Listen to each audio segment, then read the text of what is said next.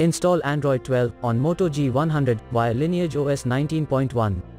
Please check the description for important notes and all the download links. First download ROM and GApps packages, then transfer the downloaded files to the phone storage, link is in the description below. Step 2. Boot your device into Twrp recovery.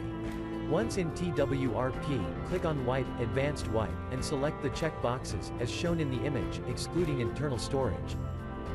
Step 4. Swipe the button to wipe the device. Step 5. Go back to the recovery main screen, and tap on the Install button.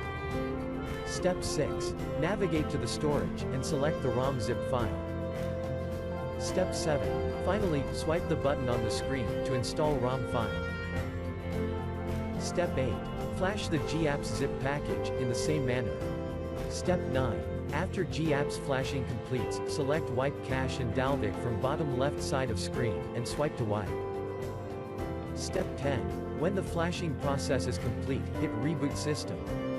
That's it, you have successfully installed the ROM on your device.